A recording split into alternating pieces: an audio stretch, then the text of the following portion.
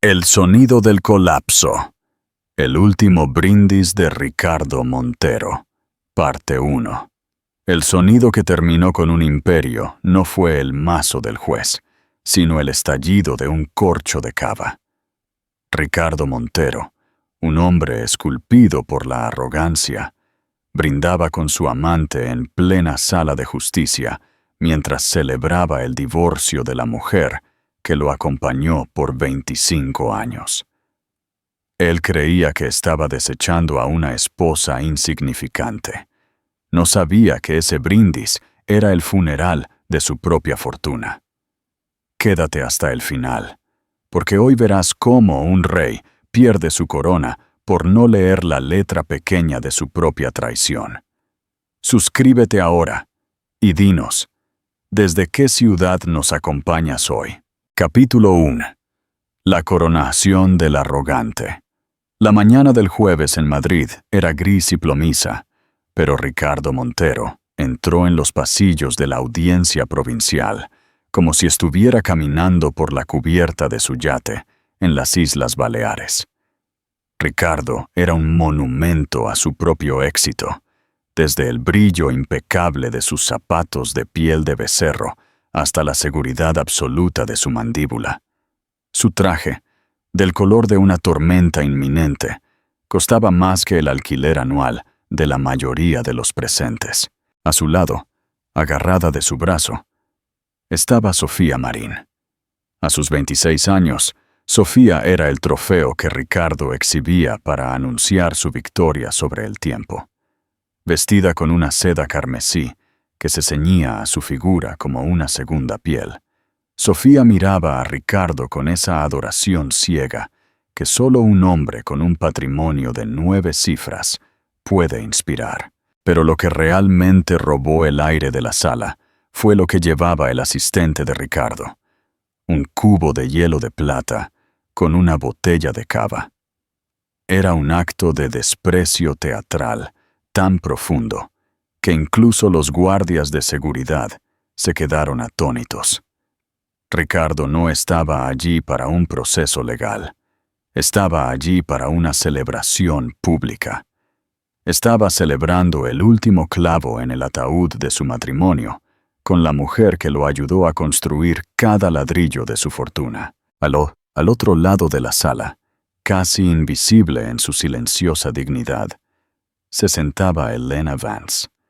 A sus 49 años, Elena no era la mujer marchita que todos esperaban. Llevaba un vestido azul marino sencillo y su cabello rubio estaba recogido en un moño impecable. Sus manos, sin adornos excepto por la alianza que aún no se había quitado, estaban cruzadas con calma.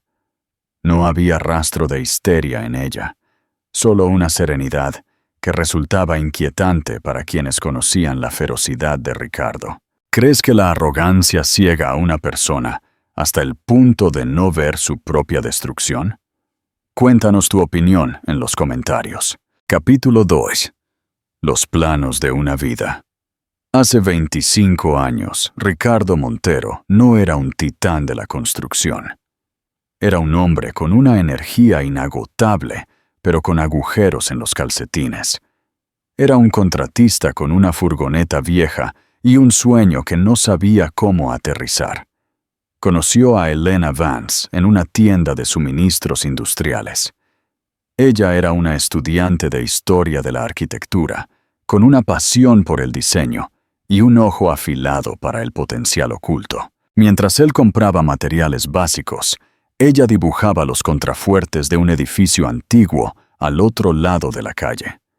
Fue Elena quien lo convenció de dejar de construir casas prefabricadas y empezar a crear hogares con alma. Utilizando la herencia de su abuela, una suma crucial de 50.000 euros, proporcionó el capital semilla para su primer proyecto. Ricardo veía una ruina, Elena veía una joya. Mientras él gestionaba a las cuadrillas de obreros, ella gestionaba el espíritu del proyecto. Diseñó cada espacio, eligió cada material y creó la estética que más tarde se convertiría en el sello distintivo de su empresa. Montero Vance Propiedades. Ricardo quería llamarla Montero Properties, pero Elena se mantuvo firme. Somos socios en esto, Ricardo. Tu nombre y mi nombre deben ir juntos. En aquel entonces, todavía enamorado y reconociendo la verdad en sus palabras, él aceptó. Ese detalle, firmado en una oficina municipal, fue una promesa escrita en tinta que Ricardo decidió olvidar cuando el éxito se le subió a la cabeza. Capítulo 13. El rey y la guardadora de secretos. El éxito transformó a Ricardo en un extraño. El hombre que antes valoraba la visión de Elena empezó a referirse a su trabajo como sus pequeños pasatiempos. Las cenas con inversores que ella organizaba meticulosamente fueron reescritas en su mente como simples fiestas. Él empezó a creer su propia prensa. Él era el sol, y Elena solo un planeta que orbitaba a su alrededor. La primera infidelidad fue un golpe seco. Elena encontró un recibo de hotel olvidado. Ricardo no pidió perdón por la traición, sino por haber sido descubierto. Elena, queriendo proteger a sus 2 hijos y el legado que habían construido, eligió perdonar. Pero la confianza se había evaporado. Años más tarde, una demanda judicial amenazó la estabilidad de la empresa. Siguiendo el consejo de un abogado astuto, Ricardo decidió proteger sus activos más valiosos. Presentó a Elena un plan que parecía un acto de fe suprema. Transferiría la propiedad mayoritaria de la empresa a nombre de ella. «Eres la única persona en quien confío para guardar esto por mí», le dijo con la misma sonrisa encantadora de sus años de juventud. Elena aceptó. Fue a la oficina del abogado sola y firmó el documento. Tallamiento de asignación de activos postnupcial. Ricardo estaba demasiado ocupado cerrando un trato en Marbella para acompañarla. Una vez que la demanda desapareció, Ricardo nunca pidió que le devolvieran las acciones. ¿Por qué iba a hacerlo? Él era el rey. Él tomaba las decisiones. En su mente, Elena nunca se atrevería a usar ese papel contra él. Dale like al video si quieres ver cómo el pasado regresa para cobrar sus deudas. Parte 2. La aniquilación en la sala 4B. Capítulo 4. La oferta insultante. De vuelta al presente, el aire en la sala de justicia estaba cargado de tensión. La jueza Paloma Valdés, conocida por su mano dura, entró y ordenó silencio. El abogado de Ricardo, Carlos Evans, se puso en pie con una suficiencia que rozaba el insulto. «Señoría, mi cliente está preparado para ser más que generoso», comenzó Evans. El señor Montero construyó un imperio inmobiliario desde cero, con su propio genio. Por ello, ofrece a la señora Vance un pago único de 10 millones de euros, la escritura de la mansión de la familia y una pensión de 50.000 euros mensuales durante 10 años.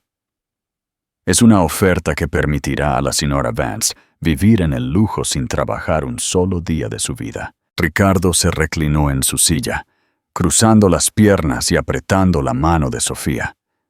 Para él, 10 millones eran un error de redondeo, un precio pequeño para comprar su libertad y quedarse con el resto del imperio de 1.000 millones. La jueza Valdés miró hacia la mesa de Elena. «Señorita Miller, ¿cuál es la posición de su cliente?» Evelyn Miller, la abogada de Elena, se puso de pie. No caminó por la sala. Se quedó inmóvil, dominando el espacio con su sola presencia. «Señoría, agradecemos la actuación del señor Evans. Sin embargo, no estamos aquí hoy para negociar un acuerdo de divorcio para la señora Vance». Un murmullo recorrió la sala. La abogada continuó con una voz clara y precisa.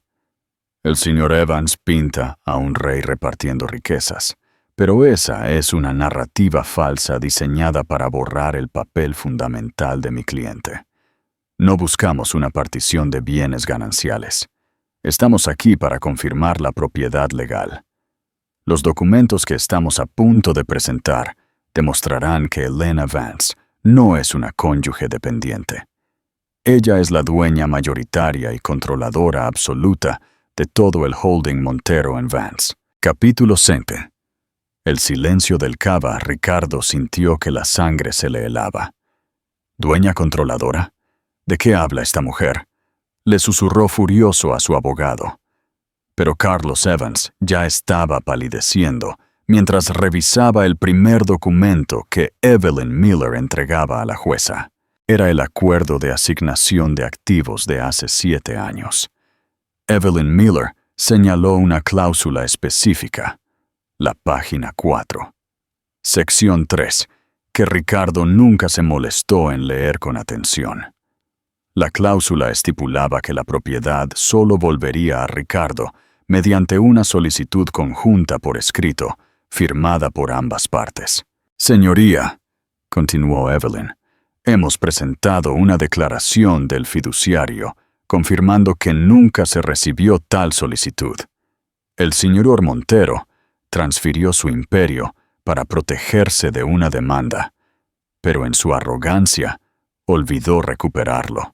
Pero el golpe final estaba por llegar. Evelyn presentó una carta certificada que Elena había enviado a Ricardo una semana después de firmar la transferencia. En la carta, Elena le advertía que aceptaba el traspaso de las acciones, pero bajo la condición de que fuera permanente, como una garantía para ella y sus hijos. Ricardo abrió la boca para protestar, pero no pudo emitir sonido.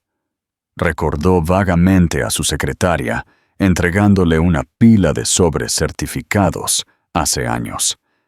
Él, ocupado con un nuevo proyecto en Miami, le ordenó que los archivara sin leerlos. El papeleo es para los empleados, solía decir. La jueza Valdés golpeó su mazo con una fuerza que hizo saltar los papeles de las mesas. En la ley, señor Montero, el silencio tiene consecuencias. Usted ignoró una declaración legal vinculante que alteraba la propiedad de su imperio con la misma atención que le daría a un folleto publicitario. Fue la asunción más cara de su vida. El veredicto fue absoluto. Elena Vance era la dueña de todo. En medio del caos que estalló en la sala, se escuchó un golpe sordo. Ricardo, con las manos temblando de puro shock, dejó caer la botella de cava. El corcho nunca saltó. La botella rodó por el suelo de mármol de forma ignominiosa, deteniéndose cerca de los pies de Elena. El símbolo de su victoria se convirtió en el epitafio de su caída, el cierre significativo. Ricardo Montero pensó que estaba cerrando un capítulo, pero Elena Vance le demostró que él nunca leyó el libro. La verdadera fuerza no siempre es ruidosa. A veces es una firma en silencio y la paciencia necesaria para esperar el momento perfecto. Nunca subestimes a una mujer que te ayudó a construir tu trono, porque ella sabe exactamente qué tornillos aflojar para que todo se derrumbe. Gracias por acompañarnos en esta historia de justicia poética. ¿Qué te pareció la jugada maestra de Elena? Dinos tu puntuación del 1 al 10 en los comentarios. No olvides dar like y suscribirte para más historias en Secrets Narrated. Hasta la próxima. Ricardo Montero pensó que perder el juicio era el final, pero la verdadera pesadilla comenzó el lunes a las 8 de la mañana.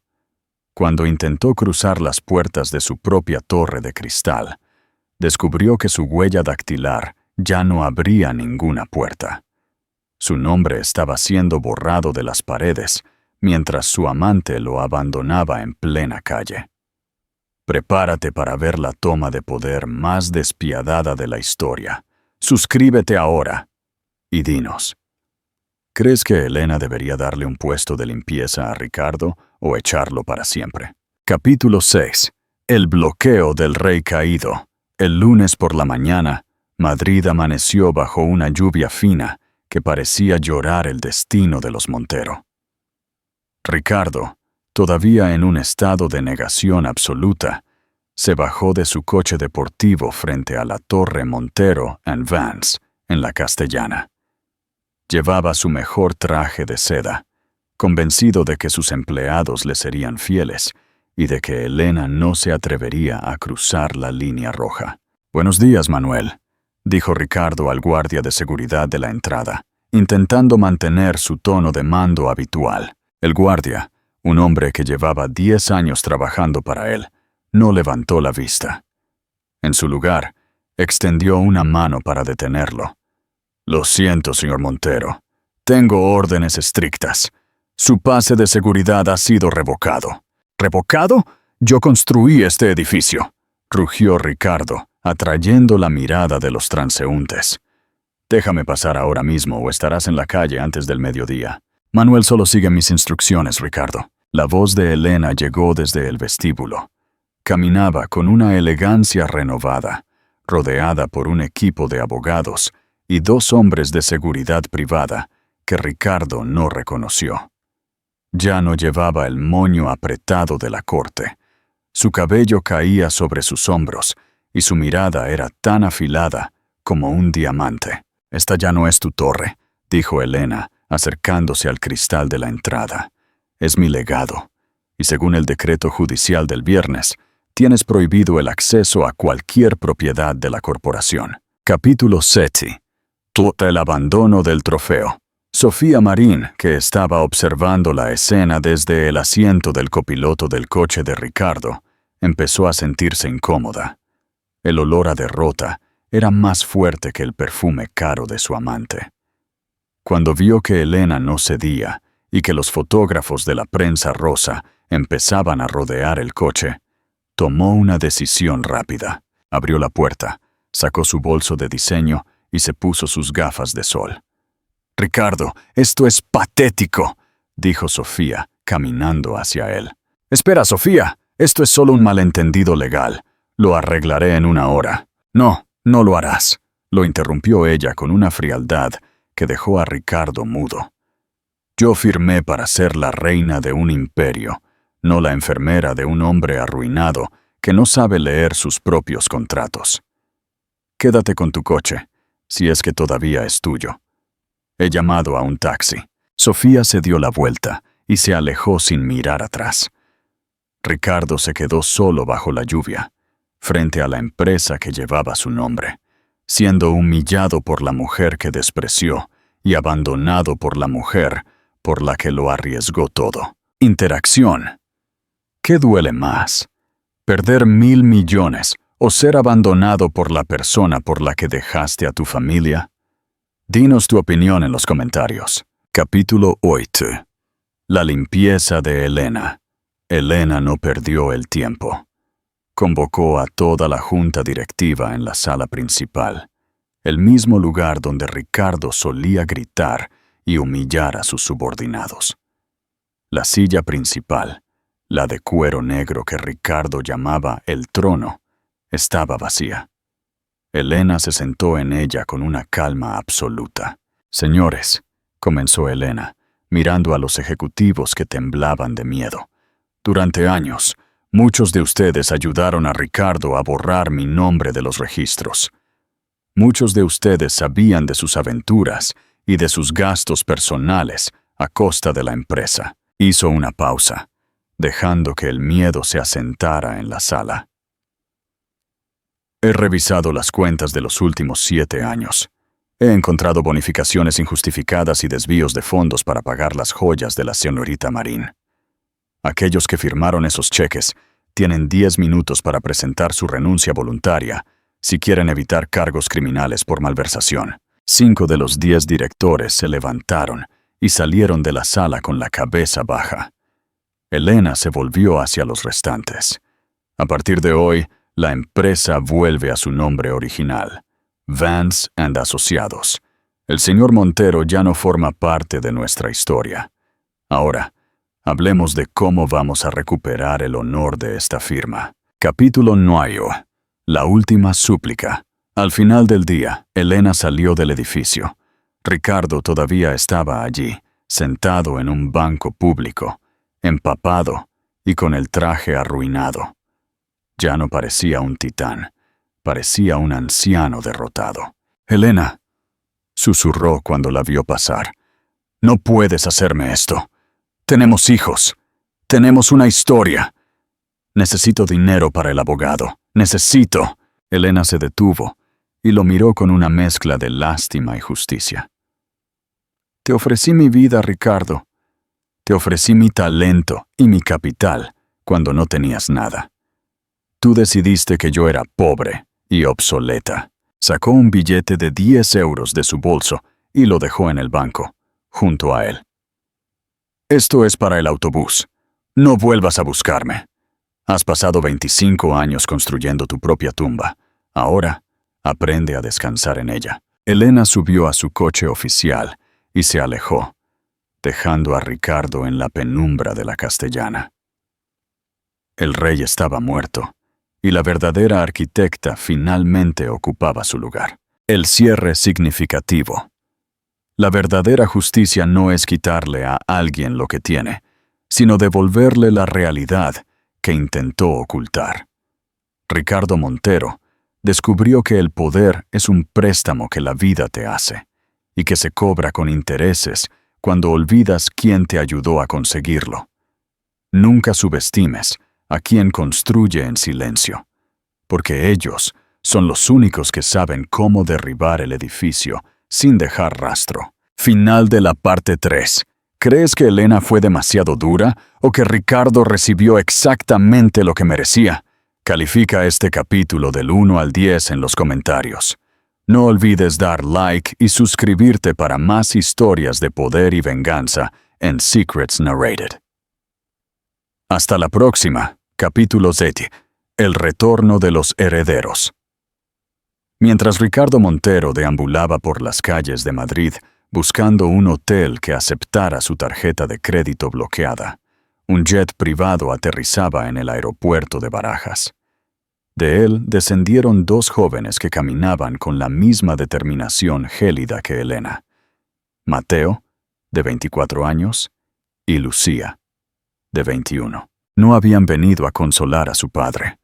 Habían venido a reclamar lo que quedaba de las cenizas. Esa tarde, Elena los esperaba en la oficina principal de Vance & Asociados. El reencuentro no fue de lágrimas, sino de estrategia. «¿Está hecho?», preguntó Mateo, besando la mejilla de su madre. «Tu padre está en la calle, Mateo», respondió Elena con voz firme. «Pero aún queda un cabo suelto: las propiedades personales que intentó ocultar en Suiza». «No te preocupes, mamá», dijo Lucía, abriendo su ordenador portátil. «Durante mis vacaciones en Ginebra el verano pasado, logré obtener los registros de acceso. Papá pensó que yo estaba de compras, pero estaba auditando sus mentiras. Interacción. ¿Qué harías si descubrieras que tus hijos te han estado investigando para proteger a tu cónyuge? Dinos tu opinión en los comentarios. Capítulo 11. El último refugio. Ricardo, desesperado, logró contactar a Mateo. Pensó que su hijo varón, a quien siempre había intentado moldear a su imagen y semejanza, sería su salvación. Quedaron en una pequeña cafetería de las afueras, lejos de las cámaras de la prensa. «Hijo, gracias a Dios», dijo Ricardo, con la barba de 3 días y la voz quebrada. «Tu madre se ha vuelto loca. Me ha quitado todo. Necesito que hables con los abogados de la familia. Hay una cuenta en Suiza que ella no conoce». Mateo miró a su padre con una mezcla de asco y lástima. «La cuenta 888. La que usaste para transferir 3 millones de euros el mes pasado mientras mamá estaba en el hospital, operándose de la rodilla». Ricardo se quedó helado. «¿Cómo sabes eso?» «Porque yo fui quien alertó al banco, papá. Yo soy el que firmó la denuncia por lavado de activos», respondió Mateo, inclinándose hacia adelante. Pensaste que estábamos de tu lado porque nos dabas coches caros y relojes, pero mientras tú estabas en hoteles con Sofía, nosotros estábamos en casa viendo a mamá llorar en silencio mientras diseñaba los planos que tú firmabas como propios. Capítulo 12. La sentencia de los Montero. Lucía entró en la cafetería en ese momento, dejando un sobre la mesa. Esto es una orden de alejamiento, papá, y también la notificación de que hemos iniciado el proceso para eliminar tu apellido de nuestras actas de nacimiento. A partir de hoy, legalmente, solo somos los hijos de Elena Vance. Ricardo sintió que el mundo se desmoronaba por segunda vez.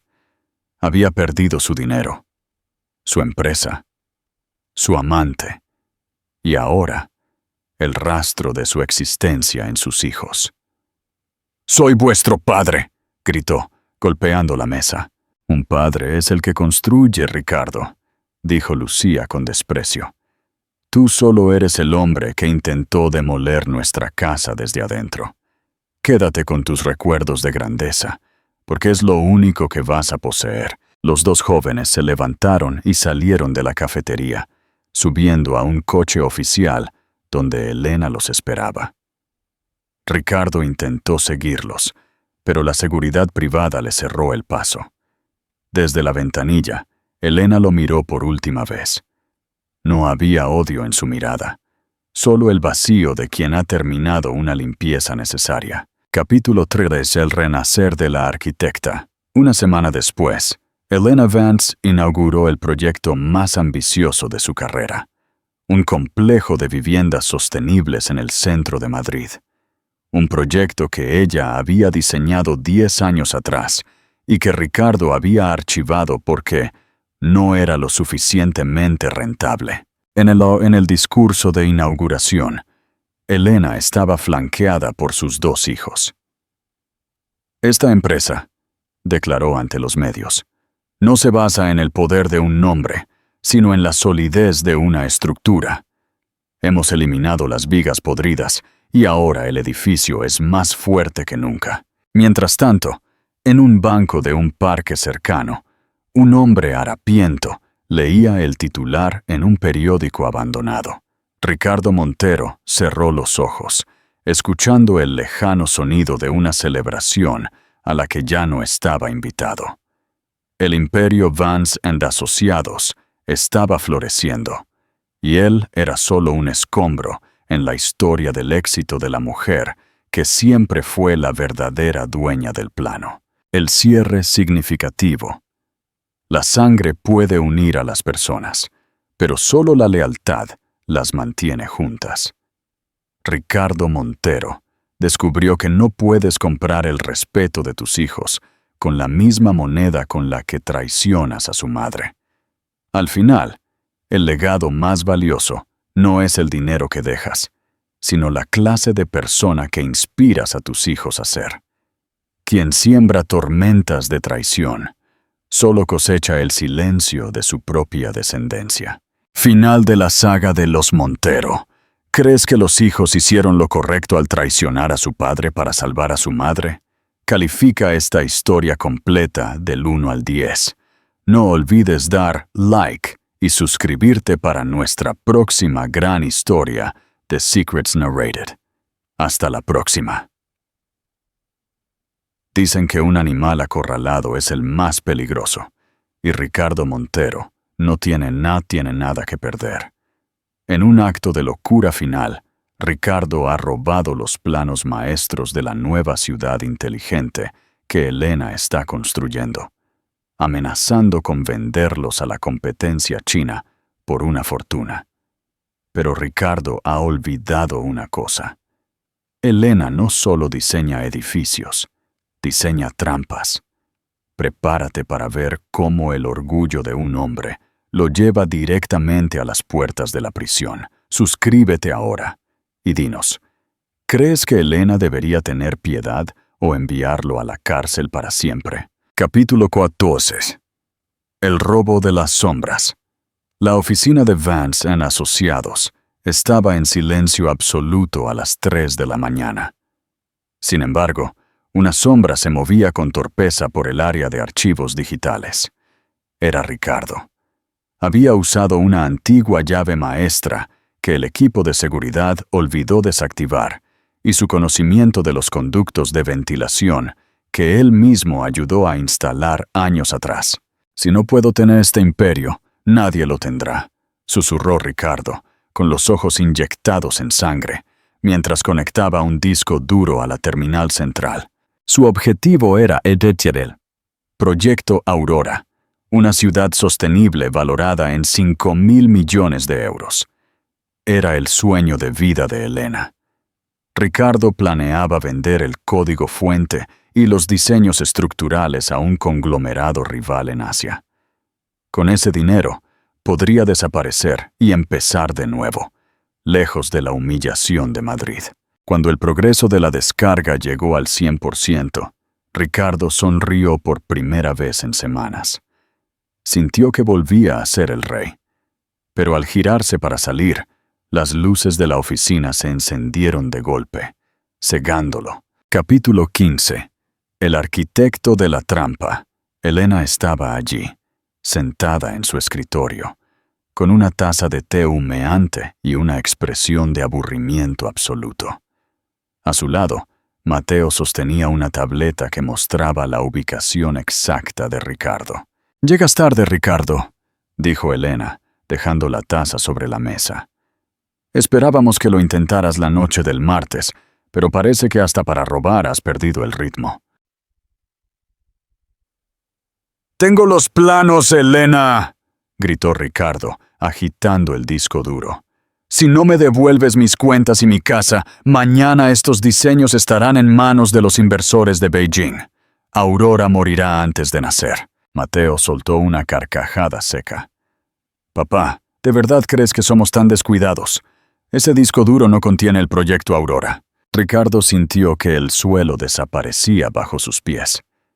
«¿Qué?» «Lo que acabas de descargar», explicó Elena, levantándose y caminando hacia él.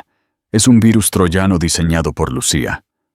En el momento en que intentaste acceder a los archivos maestros, el software no solo te dio datos falsos, sino que envió una señal directa a la unidad de delitos telemáticos de la Guardia Civil con tu dirección IP y tu huella digital. Interacción. ¿Crees que Ricardo es un genio incomprendido o simplemente un hombre patético que no acepta su derrota? Nos genio o patético en los comentarios. Capítulo 16. La caída definitiva. El sonido de las sirenas empezó a resonar en la calle Castellana. Ricardo miró el disco duro como si fuera una serpiente venenosa. Intentó destruirlo contra el suelo, pero ya era tarde. Has cometido un robo industrial y allanamiento de morada, Ricardo, dijo Mateo, bloqueando la puerta. Ya no es un asunto de divorcio. Ahora es un asunto penal. «Elena, por favor», suplicó Ricardo, cayendo de rodillas una vez más. «Soy el padre de tus hijos. No puedes dejar que me lleven». Elena se detuvo frente a él. Sus ojos, que una vez lo miraron con amor infinito, ahora solo reflejaban la frialdad del mármol. «Te di 25 años de mi vida, Ricardo. Te di mi talento, mi dinero y mi silencio. Pero lo que no te voy a dar es mi futuro. Has pasado tanto tiempo siendo el dueño de todo, que olvidaste que un edificio sin cimientos siempre termina en escombros. Tú eres esos escombros». La policía entró en la oficina.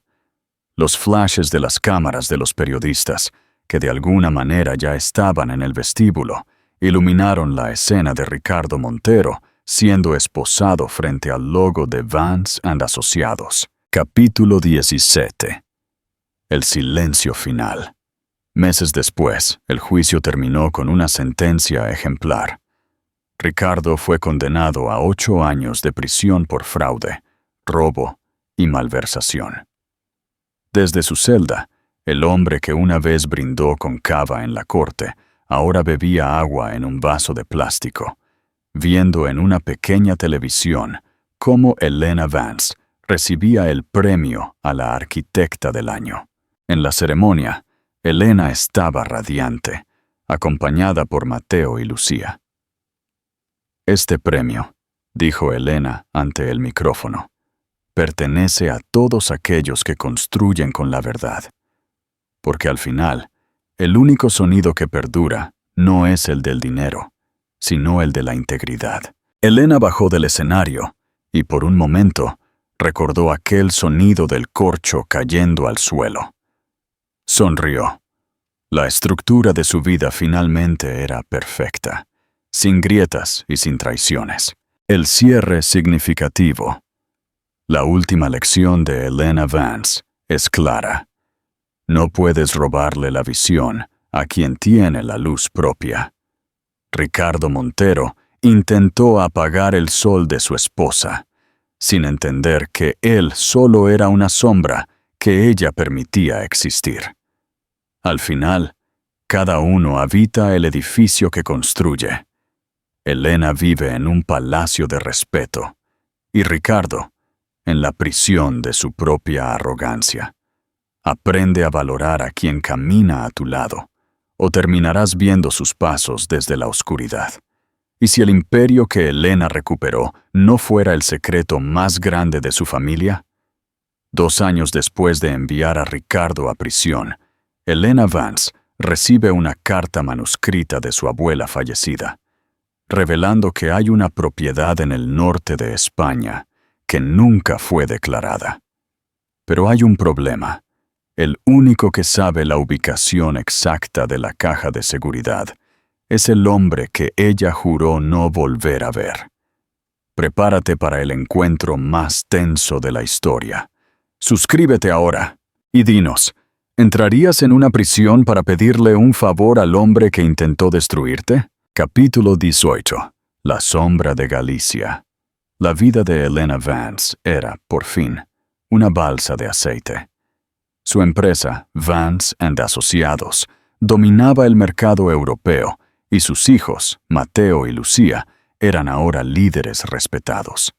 Sin embargo, mientras vaciaba una vieja caja de caudales de su abuela en el desván de la casa familiar, encontró un sobre amarillento sellado con cera roja. Dentro había una llave de plata y una nota. Elena, lo que Ricardo robó fue solo arena. El verdadero cemento de los Vance está bajo la tierra de nuestro viejo viñedo en Galicia. Pero cuidado, solo la persona con la que compartiste tu primer plano puede abrir el mecanismo. La sangre y el diseño deben unirse. Elena sintió un sudor frío. La persona con la que compartió su primer plano. Esa persona era Ricardo. En los años de juventud, antes de la ambición y las mentiras, ellos dos habían diseñado un sistema de seguridad poético para el viñedo de su abuela. Un mecanismo que requería 2 secuencias de huellas dactilares y un código que solo ellos dos conocían. Capítulo 19. Visita al infierno. El centro penitenciario de Soto del Real es un lugar donde el tiempo se detiene. Elena caminó por los pasillos grises, sintiendo que cada paso la alejaba de su libertad y la devolvía a la oscuridad. Al otro lado del cristal de la sala de visitas, apareció un hombre que apenas reconoció. Ricardo ya no llevaba trajes de seda ni gemelos de platino. Su cabello era blanco, su rostro estaba surcado de arrugas, y sus ojos, antes llenos de arrogancia, ahora parecían 2 pozos de cansancio. «Has venido», dijo Ricardo con una voz ronca. «Pensé que solo vendrías a mi funeral». «No estoy aquí por ti, Ricardo», respondió Elena, colocando la nota de su abuela contra el cristal. «Estoy aquí por el legado de mi familia. Necesito el código de la finca de Galicia». Ricardo miró la nota, y una pequeña sonrisa triste apareció en sus labios. «El viñedo, donde solíamos soñar con construir nuestra primera casa». El código era la fecha de nuestra primera obra, Elena. Pero el mecanismo de seguridad requiere mi presencia física. No puedo dártelo desde aquí. Interacción. ¿Crees que Ricardo está mintiendo para obligar a Elena a sacarlo de prisión? ¿O realmente es la única forma de recuperar la herencia? Vota trampa o verdad en los comentarios. Capítulo 20. El pacto del pasado. Elena movió sus influencias. Gracias a su impecable reputación, logró un permiso de salida de 48 horas para Ricardo, bajo custodia policial y su propia responsabilidad personal. Ver a Ricardo salir de la cárcel con ropa de calle ordinaria fue un golpe de realidad para ambos. Viajaron al norte en silencio. Mientras atravesaban los paisajes verdes de Galicia, Ricardo observaba el mundo como si lo viera por primera vez. ¿Sabes qué es lo que más extraño de Madrid, Elena?, preguntó él, mirando por la ventana. No es el despacho, no son los coches. Es el sonido de tu risa cuando terminábamos un plano a las 3 de la mañana. Me convertí en un monstruo buscando un trono que ya tenía en casa. Elena no respondió, pero sus manos apretaron el volante. El dolor de la traición seguía ahí, pero frente a la inmensidad del océano y los recuerdos de su abuela, algo empezaba a cambiar en la atmósfera. Capítulo 21. El mecanismo de plata. Llegaron al viejo viñedo. Bajo una piedra grabada con el logo original de Montero en Vance, encontraron el panel de acero. Era una reliquia de su pasado, un diseño que mezclaba la arquitectura con la ingeniería emocional. A la de 3, dijo Ricardo. Ambos colocaron sus manos sobre el escáner. El sistema reconoció las huellas. Luego, al unísono, susurraron la fecha. 12 de mayo. Un chasquido metálico resonó en el valle. El sonido del colapso de su matrimonio fue reemplazado por el sonido de una apertura. Dentro, no había lingotes de oro ni fajos de billetes. Había una serie de títulos de propiedad de terrenos protegidos en toda España y una carta que decía: «La verdadera riqueza es el suelo que dejas a tus hijos, no el dinero que gastas en tus amantes. Si habéis abierto esto juntos, es que todavía hay esperanza para el apellido». Ricardo miró a Elena, y por primera vez en 7 años, ella vio una lágrima de arrepentimiento genuino rodar por sus mejillas. «Quédatelo todo, Elena», dijo Ricardo, alejándose del cofre. «Yo ya tengo mi herencia, el perdón que nunca me atreví a pedirte. Úsalo para los chicos». Capítulo 21. El regreso a la celda. El permiso terminó. Elena dejó a Ricardo en las puertas de la prisión. Antes de que los guardias se lo llevaran, Ricardo se detuvo y la miró. «Gracias, Elena, por dejarme ver el sol una última vez a tu lado». Elena lo vio caminar hacia el interior, pero esta vez no sintió el deseo de verlo sufrir. Sintió que el edificio de su rencor finalmente había sido demolido de forma controlada. Al subir a su coche, Lucía la llamó por teléfono. «¿Lo conseguiste, mamá? ¿Tenemos la herencia?» Elena miró la llave de plata sobre el asiento del copiloto. «Tenemos algo mejor, Lucía. Hemos recuperado nuestra historia. El dinero es solo papel. La paz es el verdadero imperio». El cierre significativo. La historia de Elena y Ricardo nos enseña que el perdón no es para el que cometió el error, sino para el que lo sufrió. Elena Vance construyó un imperio de éxito, pero su obra maestra fue reconstruir su propio corazón sobre las ruinas de una traición. Al final, todos somos arquitectos de nuestro propio destino.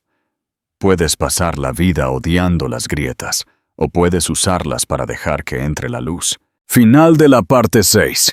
¿Crees que Ricardo realmente ha cambiado o volverá a sus viejos trucos cuando salga de prisión? Califica esta historia del 1 al 10 en los comentarios. No olvides dar like y suscribirte para la próxima gran aventura en Secrets Narrated. Gracias por estar con nosotros. ¿Puede un hombre que lo tuvo todo y lo perdió por su propia codicia encontrar la paz en el barro de una obra? Ricardo Montero ha cumplido su condena.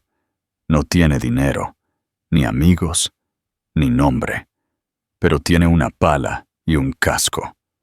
Hoy, el antiguo dueño del imperio busca trabajo como peón en la misma empresa que él intentó destruir. ¿Lo reconocerá Elena? ¿O será el anonimato su castigo final?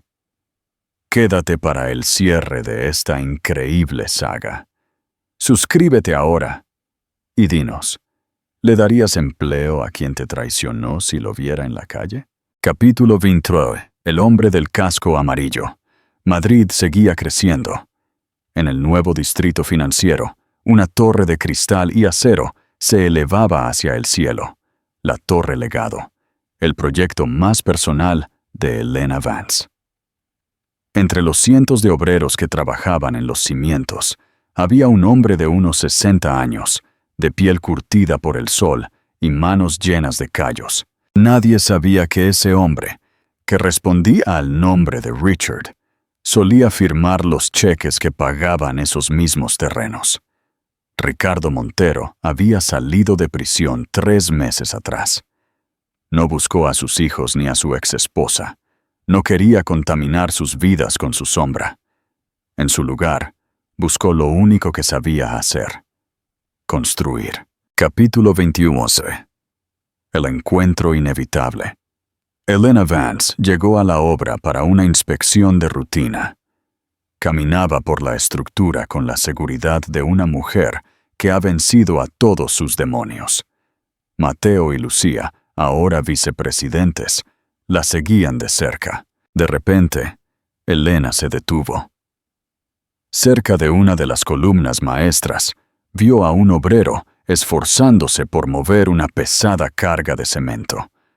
Algo en la forma en que el hombre se movía, en la precisión con la que nivelaba la mezcla, le resultó dolorosamente familiar. «Tú», llamó Mateo, sin reconocerlo. «Ayuda con esos planos en la mesa de ingeniería». El obrero se acercó, con la cabeza baja. Cuando levantó la vista para entregar los papeles, el tiempo se detuvo. Mateo se quedó petrificado. Lucía soltó un pequeño grito. Elena permaneció inmóvil, mirando al hombre que alguna vez fue su mundo y luego su mayor enemigo. Capítulo 26. El perdón no es un cheque. Ricardo no huyó. Se quitó el casco con dignidad y miró a su familia. Ya no había rastro de la soberbia que causó aquel brindis desastroso en la corte. «Solo estoy trabajando, Elena», dijo Ricardo con una voz serena. «Estoy pagando mi deuda con la tierra, ladrillo a ladrillo. No quiero dinero, ni perdón. Solo quiero terminar este edificio». Mateo estaba furioso. «¿Cómo te atreves a aparecer aquí? ¿Es otro de tus trucos?» «No es un truco, Mateo», intervino Elena, colocando una mano en el brazo de su hijo. Ella miró las manos de Ricardo, heridas y sucias de cemento real. «Mira sus manos. El Ricardo que conocimos nunca se habría ensuciado así por nadie. Este hombre finalmente entiende lo que significa construir». Elena se acercó a Ricardo. El silencio en la obra era tan absoluto como aquel que siguió al estallido del Cava años atrás. La estructura de esta torre es perfecta, Ricardo», dijo Elena, señalando los cimientos. Pero le faltaba algo: la verdad. «Quédate. Termina la obra, no como dueño, sino como el constructor que fuiste al principio». Capítulo 26. El último brindis, la redención. Meses después, la Torre Legado fue inaugurada. Fue un evento sobrio, elegante. Al final del día, cuando todos los dignatarios y la prensa se habían marchado, Elena subió a la terraza del último piso. Allí estaba Ricardo, con su ropa de trabajo limpia, mirando las luces de Madrid. Elena traía 2 vasos de agua y una pequeña botella. No era cava caro. Era agua fresca de la fuente de su antiguo barrio. «¿Recuerdas el sonido del corcho, Ricardo?», preguntó ella. «Lo escucho todas las noches en mis sueños, Elena. Fue el sonido de mi propia destrucción, respondió él, tomando el vaso. Pero hoy el silencio se siente diferente. Brindaron en silencio. No hubo promesas de volver a estar juntos, ni reconciliaciones románticas imposibles. Solo el respeto de dos personas que habían sobrevivido a una guerra. Ricardo se dio la vuelta y se marchó, desapareciendo entre la multitud de la ciudad, ahora como un hombre libre de la carga de su propia arrogancia. El cierre significativo. El imperio de Ricardo Montero colapsó porque estaba construido sobre el ego. El imperio de Elena Vance perduró porque estaba cimentado en la integridad. Al final, la vida nos enseña que puedes tener todo el oro del mundo, pero si no tienes las manos limpias para sostenerlo, se te escapará entre los dedos. La justicia poética no es ver al otro sufrir, sino verlo transformarse en la persona que debió ser desde el principio. ¿Puede un error del pasado convertirse en la lección más grande para el futuro? 15 años después de la muerte de Ricardo, la Torre Legado debe ser renovada, y lo que los ingenieros han encontrado oculto en la viga maestra ha dejado a Madrid sin palabras. No es oro, ni documentos. Es un mensaje grabado en el acero que cambia todo lo que sabíamos sobre el último brindis. Suscríbete ahora y dinos, ¿crees que las huellas que dejamos son más importantes que los edificios que construimos? Capítulo 21. El análisis estructural. El tiempo no perdona a ninguna construcción, ni siquiera a las obras maestras de Elena Vance. Con el avance de las nuevas tecnologías de construcción bioclimática, la Torre Legado, el edificio donde Ricardo trabajó como peón en sus últimos días, se somete a una actualización estructural dirigida por la nieta de Elena, Sofía Vance, una joven arquitecta que heredó el genio de sus abuelos. Durante el escaneo por ultrasonido de los cimientos, el equipo de ingeniería detectó una anomalía en la viga central, el corazón del edificio. Había algo incrustado en el acero, colocado allí durante el vertido del hormigón hace casi 20 años. «Tenemos que abrir la cápsula de inspección», ordenó Sofía, con la curiosidad ardiendo en sus ojos. Mi abuela siempre decía que un edificio cuenta historias si sabes dónde escuchar. Capítulo 22. El último plano de Ricardo. Al abrir el sellado de la viga maestra, encontraron un pequeño cilindro de titanio. Dentro no había planes de venganza ni cuentas bancarias secretas. Había un último plano, dibujado a mano sobre papel vegetal, firmado por Ricardo Montero, con fecha de su último día de trabajo en la obra. El plano no era de la torre, sino un diseño detallado de un puente, pero no un puente de hormigón, sino un puente simbólico. Ricardo había diseñado un sistema de refuerzo invisible que salvó a la torre de un error de cálculo que Elena cometió en su momento de mayor distracción emocional. «Él lo sabía», susurró Sofía mientras examinaba los cálculos. «Mi abuela cometió un error en la carga de la viga norte debido al estrés del juicio, y Ricardo, trabajando como un simple obrero, lo corrigió en silencio. Él salvó su edificio más importante, sin decirle nada a nadie. Junto al plano había una nota. Elena, tú construiste la belleza de este edificio. Déjame a mí asegurar su estabilidad. Este es mi verdadero último brindis, uno donde yo sostengo el peso para que tú puedas seguir brillando. Capítulo 23. La reconciliación del tiempo. Sofía llevó el descubrimiento a su abuela, Elena, quien ahora vivía sus últimos años en una serenidad total. Al ver el plano y la nota, Elena no lloró. Simplemente sonrió y miró por la ventana hacia el horizonte de Madrid, donde la Torre Legado se alzaba majestuosa. Él siempre fue mejor constructor de lo que quiso admitir, dijo Elena con voz suave. Yo puse la visión, pero él Al final, puso los cimientos de la verdad. Elena comprendió en ese momento que la redención de Ricardo había sido total. No solo se había perdonado a sí mismo trabajando en el barro, sino que había protegido el éxito de la mujer que amó, incluso cuando ella era su enemiga legal. El sonido del colapso del cava se había transformado, definitivamente, en el sonido sólido de una estructura inamovible. Capítulo 21. El Museo de la Integridad. Hoy, en la planta baja de la Torre Legado, existe un pequeño espacio dedicado a la historia de la empresa.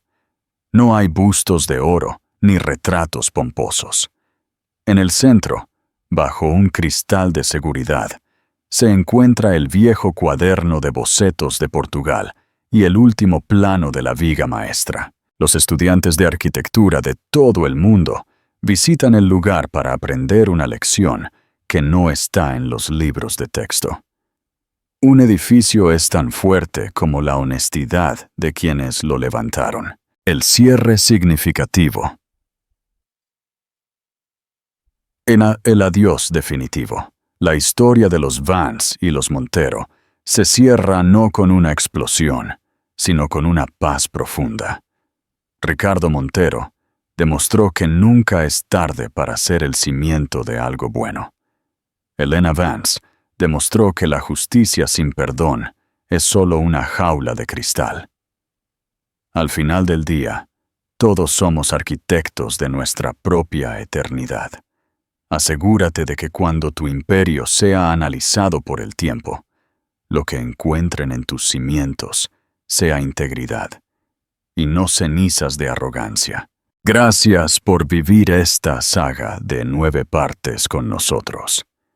Ha sido un viaje increíble de traición, poder, caída y la más pura redención. ¿Qué parte de la historia te conmovió más? Danos tu veredicto final en los comentarios. No olvides dar like y suscribirte para nuestra próxima gran serie en Secrets Narrated. Tu apoyo nos hace construir historias más grandes.